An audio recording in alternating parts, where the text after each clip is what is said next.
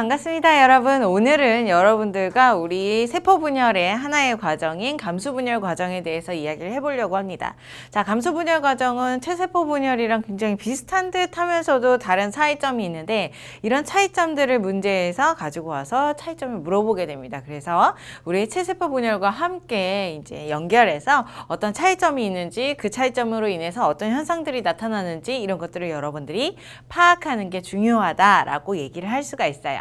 자, 그러면 바로 감수분열 과정 들어가 보도록 하겠습니다. 자, 감수분열을 왜 하느냐? 우리는 생식세포라고 하는 이제 세포를 만들기 위해서죠. 생식세포를 만들어서 우리가 자손에게 주게 되고, 그 자손이 다시 이제 남자와 여자의 생식세포가 만났을 때 다시 DNA량이라던가 아니면은 염색체의 양이 증가하지 않게 항상 일정하게 유지될 수 있도록 하기 위해서 우리는 감수분열이라고 하는 과정을 겪게 되는 겁니다. 자, 감수분열의 의의를 여러분들 옆에서 살펴보게 되면 선생님이 설명한 내용들이 여기에 그대로 써 있어요. 염색체 수가 반감이 되는 거죠. 감수분열에 의해서 모세포가 있었을 때 그 모세포의 염색체 수 반감, DNA량 반감에 의해서 자, 생식세포를 만들게 되고, 이 생식세포 정자와 난자가 만났을 때 자손에게 주어지게 될 때에 이제 염색체의 수가 일정하게 유지가 된다. 이런 의의를 두기 위해서 우리 감수분열이라는 과정을 겪게 됩니다. 자, 그래서 우리 감수분열은 어떻게 체세포 분열 과정이랑 다른지에 대해서 얘기를 해보면, 체세포 분열 과정 같은 경우는 간기 한 번, 복제 한 번 해서 그 다음에 분열도 한 번 일어나게 되는 거죠. 그래서 모세포와 동일한 딸세포 두 개를 만드는 게 체세포 분열 과정입니다. 하지만 감수분열 과정 같은 경우는 반감해야 된다라고 여기 써있죠. 반감을 하기 위해서 한 번 복제, 간기를 한 번 지나게 되고, 그 다음 연이어서 두 번 이제 분열을 하게 된다. 그 결과 모세포가 가지고 있던 염색체 수라던가 아니면 DNA량이 절반으로 줄어들게 되면서 딸세포 4개가 만들어지는 특징을 보는 게 바로 이제 감수분열 과정이다라고 볼 수가 있어요. 그래서 우리 사람들 같은 경우는 생식세포에서 주로 일어나게 되는 거죠. 난자와 정자를 만드는 과정. 그런 과정 중에서 감수분열이 일어나게 됩니다. 자, 감수분열 과정 간기는 여러분들 앞에서 공부했었던 세포 주기라던가 아니면은 체세포 분열 과정과 완벽하게 동일해요. 이제 복제가 우리 생장이 일어나고 G1기부터 생장이 일어나고, 그다음에 세포 소기관이 늘어나다가 S기 때에는 복제가 일어나는 거죠. 복제만 일어나는 게 아니라 X기 때에는 이제 생장도 함께 일어난다는 거 조심하라고 얘기를 했었습니다. 자, 이렇게 복제가 일어난 다음에 그 다음에 G2기 때에는 이제 세포 분열을 하기 위해서 준비하는 시간입니다. 그래서 중심체가 2개로 복제가 되고, 그 다음에 방추사를 형성할 수 있는 물질들이 합성이 되는 과정이 바로 G2기 때 일어난다. 그럼 이런 G1S, G2기를 전체를 간기라고 하면서 이때에는 핵막과 인이 존재하며 염색사의 형태로 존재한다. 이런 얘기들을 했었죠. 전체적인 얘기를 다 훑은 거예요. 자, 이런 현상들이 이제 감수분열에서도 동일하게 일어나요. 그 다음 이제 분열기로 들어가면서 체세포 분열과 차이점이 나타나기 시작하는 거죠. 그 차이점을 이제 들어가 보는 겁니다. 자, 먼저 감수 제1분열이에요. 1분열 때 어떻게 염색체의 형태가 유지가 되는지, 위치가 이제 존재하게 되는지, 그런 부분을 여러분들이 신경을 쓰고 기억을 하시면 될 것 같아요.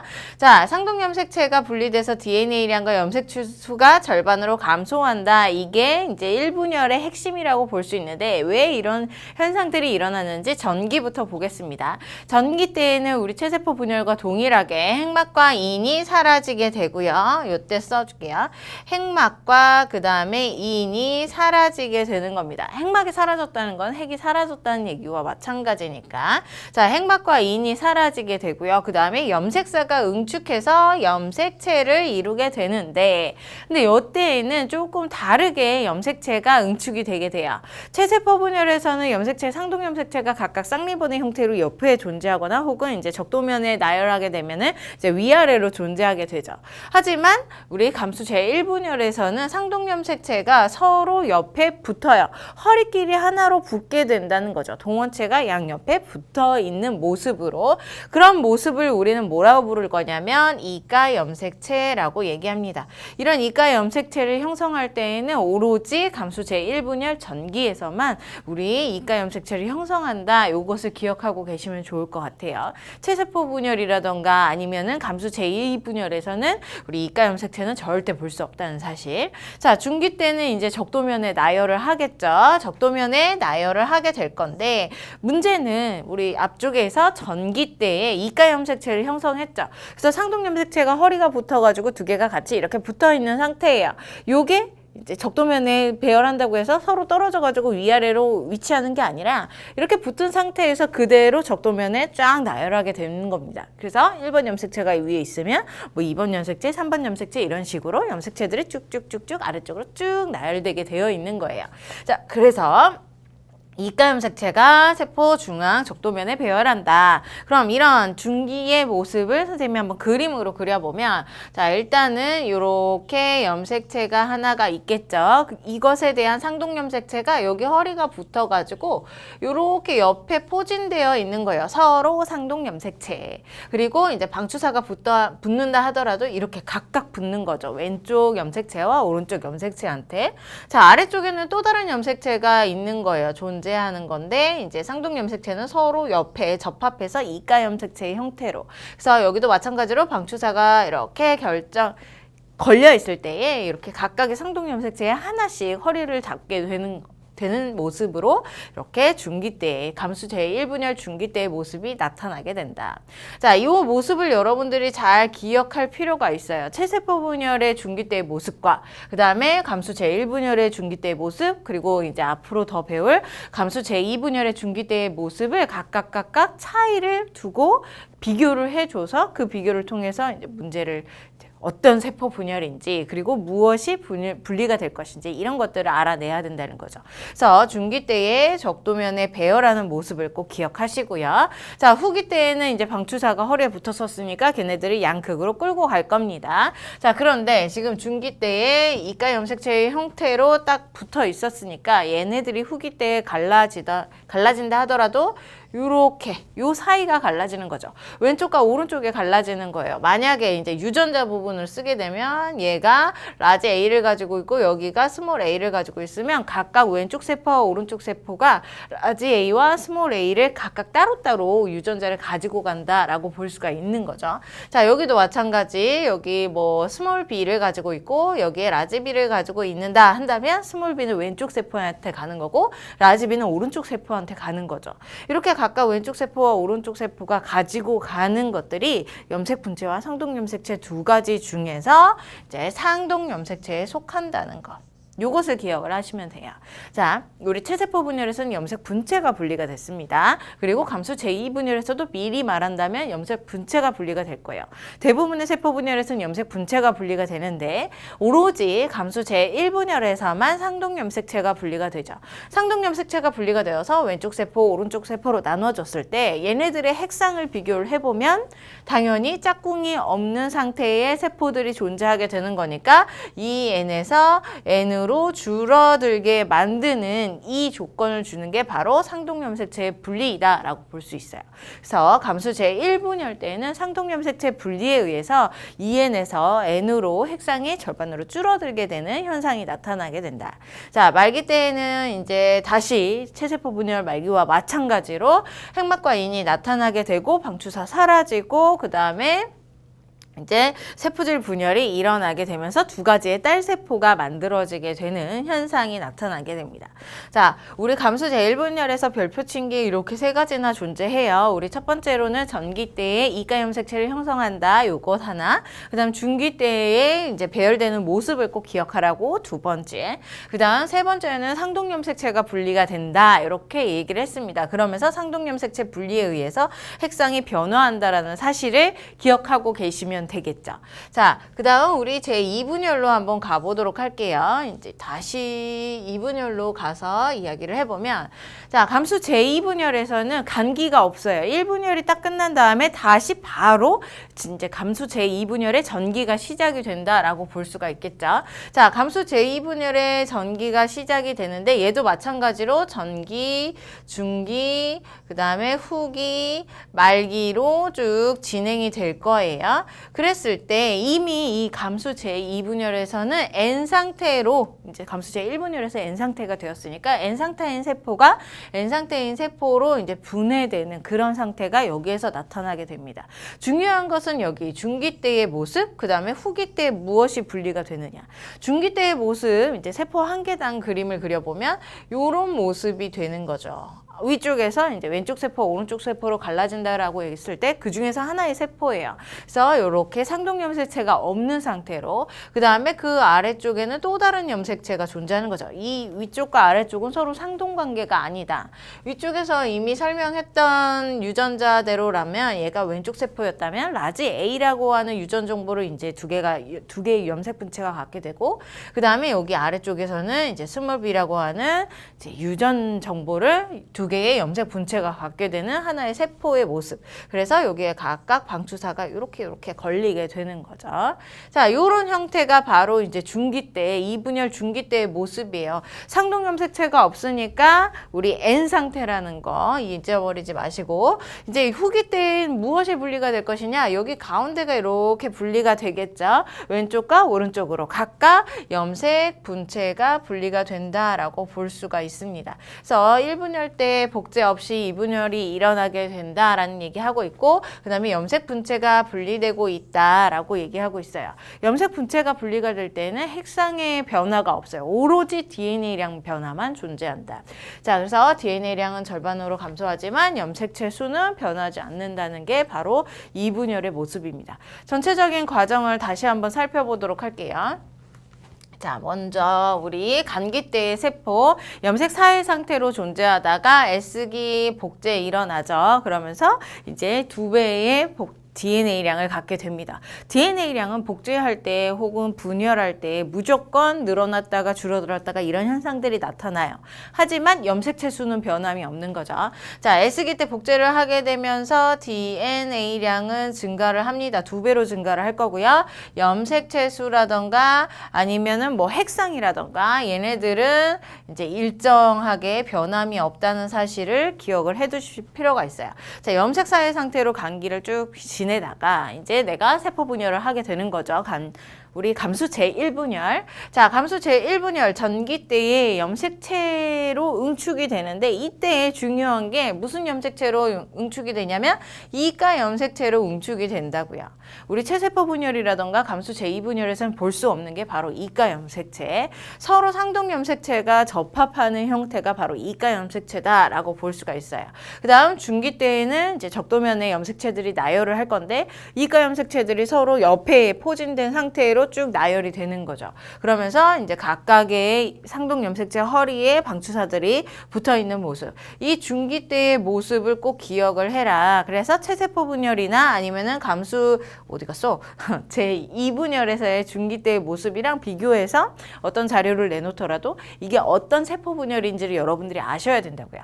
자, 중기 때 이런 모습으로 포진이 딱 되기 때문에 이가 염색체가 적도면에 나열된 모습으로 포진이 되기 때문에 후기 때에는 무엇이 분리될 거냐면 이때 상동 염색체가 서로 분리될 것이다 이런 얘기를 했습니다. 상동 염색체가 분리되는 유일한 시기가 바로 여기예요. 그리고 상동 염색체가 분리가 될 때에는 무조건 핵상이 절반으로 줄어요. 혹은 상동 염색체가 분리가 될 때에는 무조건 염색체 수가 절반으로 줄어요. 염색체 수가 DNA 복제를 하더라도 변함이 없었고 그 다음에 이제 염색 분체가 분리돼도 변함이 없었는데 오로지 상동 염색체가 분리될 때에만 핵생과 염색체 수가 절반으로 줄어든다는 사실을 기억을 하셔야 돼요. 자, 그래서 상동 염색체 분리에 의해서 후기 때 이제 세포 분열이 딱 끝났죠. 핵 분열이 끝났죠. 그러면 딸세포가 2개가 만들어지게 되는데 이제 N 상태에 모세포는 EN이었지만 이제 N 상태에 딸세포 2개가 만들어지게 됩니다. 그 다음 간기를 지나지 않고 바로 다시 전기로 가는 거죠. 2분열 전기. 자, 2분열 전기 때에는 서로 하나의 세포 안에 존재하는 상동염색체는 없어요. 하나의 세포 안에는 다 다른 염색체들, 상동염색체가 아닌 애들만 존재하게 됩니다. 결과적으로 N 상태의 애들.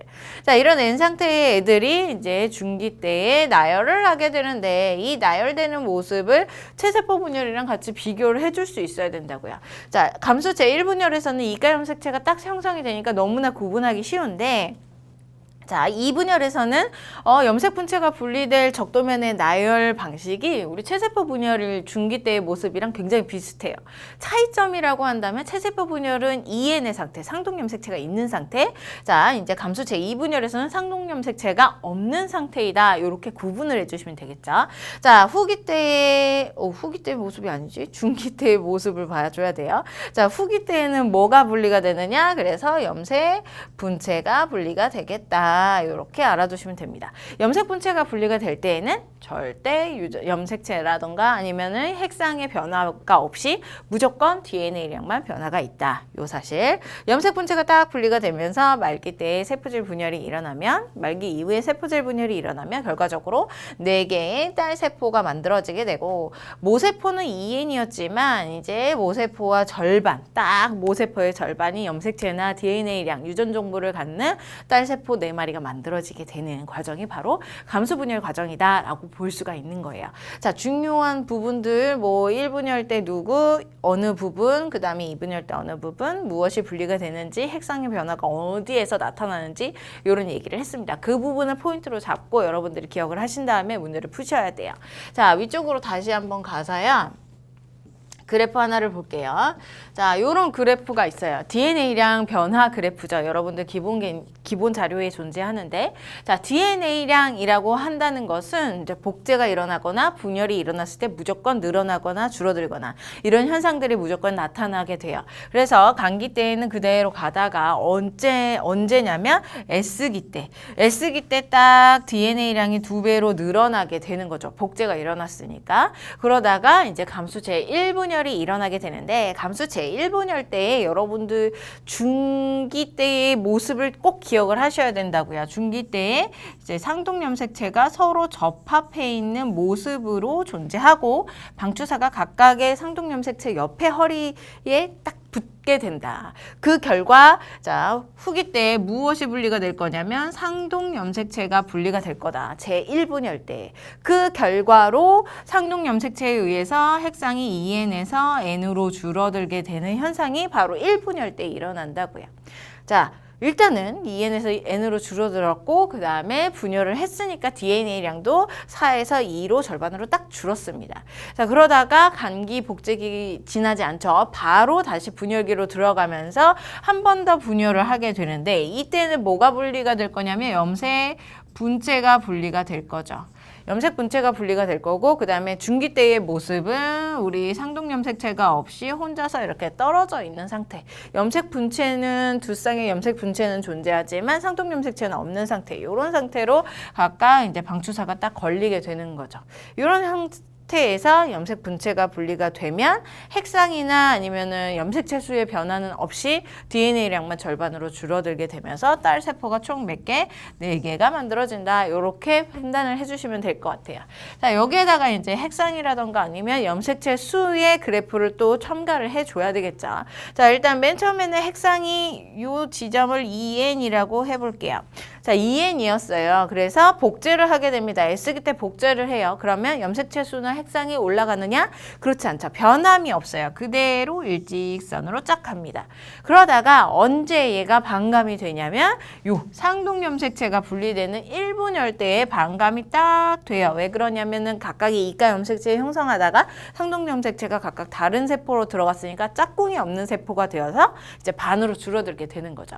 자, 그 다음 이제 2분열을 하더라도 염색체 수가 줄지 않아요. 왜 그러냐? 2분열 때에는 하나의 염색체에서 여기에서 염색 분체만 딱 없어지는 거니, 손가락 좀 이상해. 자, 이렇게 염색 분체 하나만 없어지는 거니까 염색체 수의 변함이 없어요. 그냥 이 하나였던 게 하나로 변하는 것 뿐입니다. DNA량만 절반으로 줄어드는 거죠.